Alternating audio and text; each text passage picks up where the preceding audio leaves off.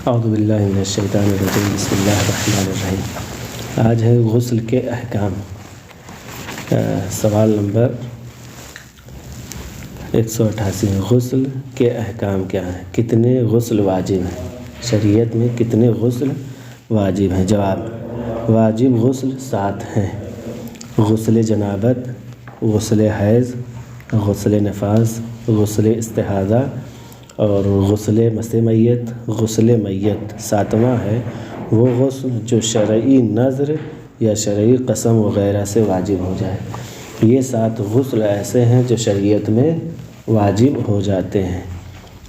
ٹھیک ہے، کریں اگر چاند یا سورج کو مکمل گرہن لگا ہو اور مکلف جان بوجھ کر نماز آیات نہ پڑھے یہاں تک کہ نماز قضا ہو جائے تو احتیاط واجب کی بنا پر ضروری ہے کہ اس کی قضا کے لیے غسل کرے، یعنی اس کی قضا نماز بجا لانے کے لیے احتیاط واجب ہے کہ وہ غسل کر کے پھر نماز قضا پڑھے۔ سوال نمبر 189، جنابت کے احکام کیا ہیں؟ اس کی نیت جیسے کیا رہتی ہے، جیسے اس کا غسل کرے؟ جی، اس کی نیت کیا رہے گی؟ وہی غسل کرے، غسل کر لے، سورج گہن غسل کرتا ہوں قربتاً۔ اچھا، دل میں ایسی کوئی ہاں، بس نماز آیات کے لیے نماز آیات قضا ہو گئی، دل میں نیت کر لے کہ اسی لیے غسل کر رہا ہے بس۔ جنابت کے احکام بیان کریں۔ جواب، 2 چیزوں سے انسان مجنب ہو جاتا ہے۔ 2 چیزوں سے انسان مجنب ہو جاتا ہے: منی کا خارج ہونا، جمع اگرچہ منی خارج نہ ہو۔ جمع اگرچہ منی خارج نہ ہو تب بھی انسان کیا ہوتا ہے؟ مجنب ہو جاتا ہے۔ منی کا خارج ہونا چاہے نیند کی حالت میں نکلے یا جاگتے میں، کم ہو یا زیادہ ہو، شہوت کے ساتھ نکلے یا بغیر شہوت کے، اور اس کا نکلنا اختیار میں ہو یا نہ ہو تب بھی وہ مجنب ہو جائے گا، چاہے اختیاری اپنی کوشش کے ساتھ ہو یا بغیر کوشش کے۔ اب آئیے سوال یہاں پہ کہ 200 پہ، حالت جنابت میں کون کون سی چیزیں حرام ہیں؟ حالت جنابت میں کون کون سی چیزیں حرام ہیں بیان کریے۔ جواب، پہلا یہ ہے کہ اپنے بدن کا کوئی حصہ قرآن مجید کے الفاظ یا اللہ سبحانہ و تعالیٰ کے نام کے ساتھ خواہ وہ کسی بھی زبان میں لکھا ہو اس کو مس کرنا جائز نہیں ہے۔ یعنی اگر جنابت کی حالت میں ہے تو قرآن مجید کے الفاظ یا اللہ کے نام کو کسی بھی زبان میں لکھا ہو اس کو مس کرنا جائز نہیں ہے۔ اور احتیاط مستحب یہ ہے کہ معصومین و انبیاء علیہم السلام کے ناموں کو بھی مس نہ کیا جائے۔ دوسری چیز یہ ہے کہ جو مجنب ہے اس کے لیے کیا حرام ہے؟ مسجد الحرام اور مسجد نبوی میں جانا، چاہے ایک دروازے سے داخل ہو کر دوسرے دروازے سے نکل آئے پھر بھی اس کے لیے وہاں جانا حرام ہے، یعنی چاہے نکلنے کے داخل ہو اور دوسرے دروازے سے خارج ہو جائے تب بھی کیا ہے؟ حرام ہے۔ تیسری چیز کیا ہے مجنب پر حرام؟ مسجد الحرام اور مسجد نبوی کے علاوہ دوسری مسجدوں میں ٹھہرنا، بلکہ کسی چیز کو اندر رکھنے یا اٹھانے کے لیے داخل ہونا۔ اسی طرح احتیاط لازم کے بنا پر گزرتے ہوئے یا باہر سے کسی چیز کو اندر رکھنا حرام ہے۔ یعنی مجنب اگر کوئی چیز، احتیاط لازم یہ ہے کہ احتیاط کیا جائے کہ اگر کوئی چیز انسان مجنب ہے تو اگر وہ رکھ رہا ہے مسجد میں تب بھی اس کے لیے وہ چیز رکھنا یا اٹھانا مسجد سے بغیر داخل ہوئے حرام ہے۔ چوتھی چیز یہ احتیاط واجب کے بنا پر معصومین علیہم السلام کے مزارات مقدسہ کے جس کمرے میں قبر مبارک ہو بھی مذکورہ حکم مسجد کی طرح ہیں، یعنی مسجد کی طرح ہیں، یعنی گزر بھی نہیں سکتا، یعنی جہاں پہ قبر معصومین علیہ السلام ہے وہاں سے یہ نہیں کر سکتا کہ ایک مجرم انسان ہو وہاں سے گزر جائے، اس دروازے سے داخل ہو یا اس دروازے سے گزر جائے، یہ بھی نہیں کر سکتا۔ اور یہ بھی نہیں کر سکتا کہ مثلا کوئی کتاب ہے تو اس کمرے میں رکھے یا اس کمرے سے اس کتاب کو اٹھائے، کیونکہ یہ مسجد کے حکم میں انہوں نے بیان کیا ہے کہ نہ ہی مجنب کے لیے جائز ہے کہ ایک دروازے سے گزرے اور دوسرے دروازے سے نکل جائے، اور نہ ہی اس حجرے سے، اس کمرے سے جس میں دفن ہے، روضے سے کتاب اٹھائے، اور نہ ہی کتاب مثلا کتاب اٹھائے، نہ کتاب رکھ سکتا ہے، اس کے لیے حرام ہے۔ پانچواں، ان آیات میں سے کسی ایک آیت کا پڑھنا جن کے پڑھنے سے سجدہ واجب ہو جاتا ہے۔ وہ آیتیں یہ ہیں: سورہ سجدہ، الف لام تنزیل آیت نمبر 15، ان کا پڑھنا کیا ہے؟ حرام ہے۔ سورہ حامیم سجدہ، فصلت آیت نمبر 37، سورہ والنجم کی آخری آیت، سورہ علق کی آخری آیت، ان 4 آیتوں کو پڑھنا کیا ہے؟ حرام ہے۔ پھر کیا ہے؟ مسجد چاہے تعمیر شدہ ہو یا خراب ہو چکی ہو، جب تک کہ اسے مسجد کہا جا رہا ہے اس پر مسجد کے احکام جاری ہوں گے۔ پس مثال کے طور پر اگر کسی نے مسجد کے لیے پلاٹ وقف کیا ہو تو اس خالی پلاٹ پر مسجد کے احکام جاری نہیں ہوں گے۔ لیکن پہلے مسجد بنی تھی، اب مسجد بالکل خراب ہو گئی ہے، لیکن لوگ کہہ رہے ہیں کہ یہ مسجد کی جگہ تھی یہ مسجد، تو اب ایسی صورت میں وہاں اگر کوئی مذنب پہنچ رہا ہے تو اس کے لیے حرام ہے، یعنی ایک طرف سے داخل ہو دوسری طرف سے نکل جائے، یا کوئی چیز رکھے تو اس کے لیے کیا ہے؟ رکھنا حرام ہے اس مذنب شخص کے لیے۔ لیکن صرف ابھی وقف کیا ہے، خریدا ہے، ابھی کوئی بنیاد وغیرہ صرف وقف کر دیا ہے تو اس کے اوپر مسجد کے احکام جاری نہیں ہوں گے، جیسے بہت سارے لوگ ابھی وقف کر دیتے ہیں۔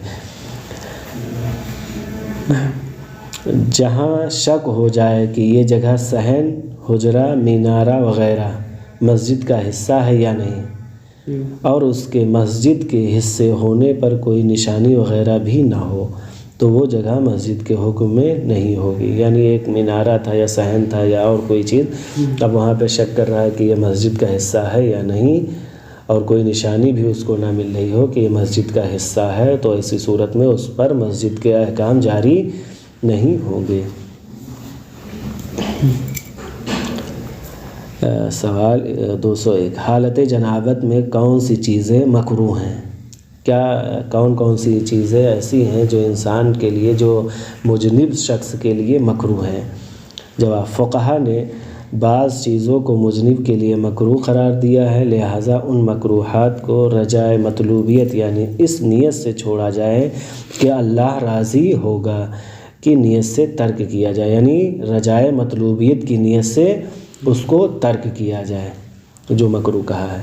جیسے کیا ہے؟ کھانا پینا، کھانا پینا کیا ہے؟ مذنب کے لیے مکروہ ہے، لیکن اگر وضو کر کے یا ہاتھ منہ دھو لے اور کلی بھی کر لے تو مکروہ نہیں ہے۔ یعنی مذنب شخص کا اگر ہاتھ منہ دھو لے اور کلی کر لے تو اس کے لیے کھانا پینا کیا ہے؟ مکروہ نہیں ہے، اور اگر صرف ہاتھ دھو لے تو بھی کراہت تھوڑی ہو جائے، یعنی اگر صرف ہاتھ دھو رہا ہے تب بھی کراہت کم ہو جاتی ہے، لیکن کراہت کم ہوگی، مکروہ ایسا نہیں کہ مکروہ نہیں ہے مکروہ، لیکن جیسے کہتے ہیں 30% ہے یا 20% یا 40% مکروہات کراہت رہے گی، لیکن اگر ہاتھ منہ اور کلی کر لے رہا ہے، ہاتھ منہ دھو رہا ہے اور کلی بھی کر رہا ہے تو بالکل مکروہ نہیں ہے کھانا پینا، لیکن صرف اگر ہاتھ دھو رہا ہے تو کراہت کم ہو جائے گی۔ تیسری چیز کیا ہے؟ قرآن مجید کی 7 آیات سے زیادہ ایسی آیات پڑھنا جن میں سجدہ واجب نہ ہو، یعنی قرآن مجید کی 7 آیت سے زیادہ پڑھنا جن میں سجدہ واجب نہیں ہے، یعنی جنابت کی حالت میں قرآن پڑھنے سے ثواب تو ملے گا لیکن تھوڑا ثواب ملے گا، جبکہ غسل جنابت کر کے تلاوت قرآن سے قرآن کا زیادہ ثواب ملے گا۔ یعنی اگر جس سورے میں سجدہ واجب نہیں ہے اس کے علاوہ، یعنی 4 سورے چھوڑ کے اگر باقی قرآن پڑھ رہا ہے 7 آیات سے زیادہ، تو کیا ہے؟ اس کے لیے قرآن پڑھنا کیا ہے؟ مکروہ ہے۔ قرآن پڑھنا کیا ہے؟ مکروہ ہے۔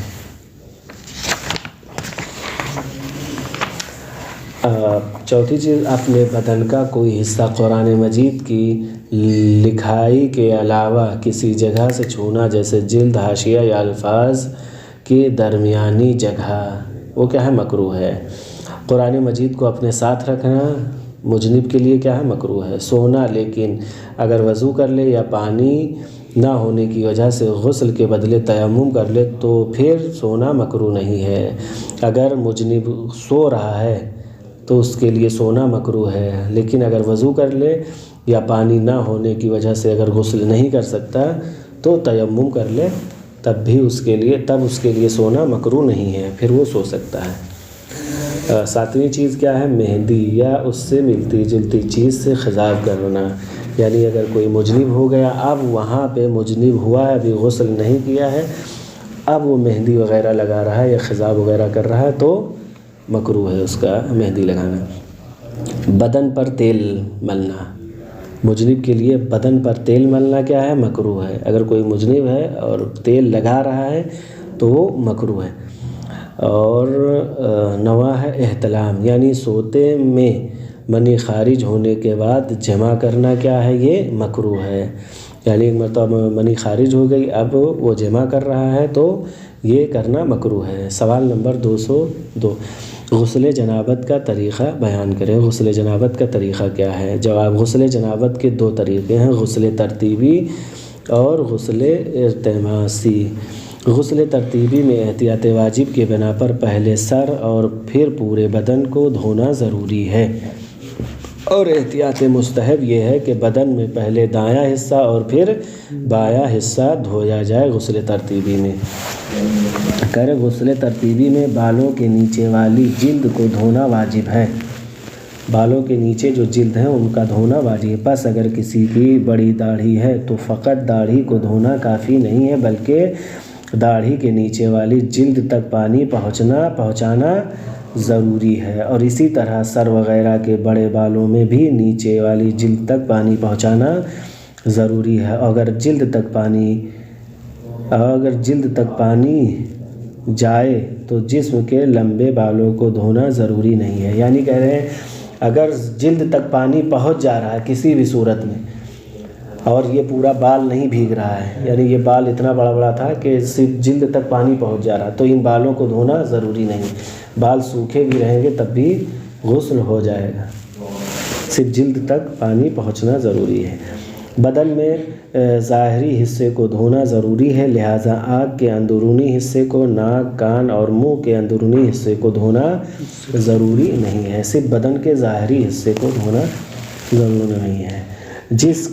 جس حصے کے بارے میں شک ہو کہ یہ ظاہر میں سے ہے تاکہ دھونا واجب ہو یا باطن میں سے ہے تاکہ دھونا واجب نہ ہو تو اس حصے کو دھونا واجب ہے، اور اگر معلوم ہو کہ یہ حصہ باطن تھا اور شک ہو کہ یہ ظاہر میں تبدیل ہوا ہے یا نہیں تو احتیاط واجب کے بنا پر اسے بھی دھونا واجب ہے، کیونکہ اسے معلوم تھا کہ یہ حصہ باطن تھا اور شک ہو کہ یہ ظاہر میں تبدیل ہوا ہے یا نہیں تو احتیاط واجب کے بنا پر اسے بھی دھونا واجب ہے۔ یہ ہو گیا غسل ترتیبی۔ غسل التماسی کیا ہے؟ غسل التماسی 2 طرح سے انجام دیا جا سکتا ہے، ایک ہے غسل التماسی دفعی یعنی ایک بیگ، اور ایک ہے تدریجی یعنی دھیرے دھیرے۔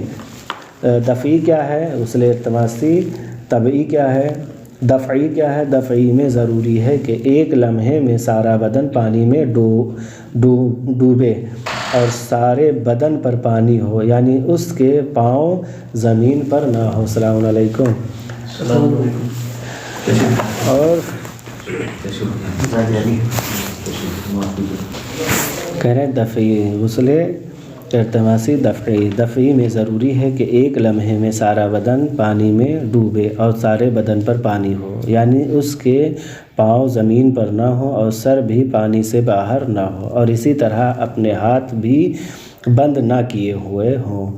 یہ ہوا غسل دفعی میں غسل کرنے سے پہلے پورے بدن کا پانی سے باہر ہونا ضروری نہیں ہے۔ غسل دفعی میں غسل کرنے سے پہلے پورے بدن کا پانی سے باہر ہونا ضروری نہیں ہے، بلکہ اگر بدن کا کچھ حصہ پانی سے باہر ہو اور غسل کی نیت سے پانی میں سارے بدن کو ڈبو دے تو کافی ہے۔ یہ ہو گیا غسل دفعی۔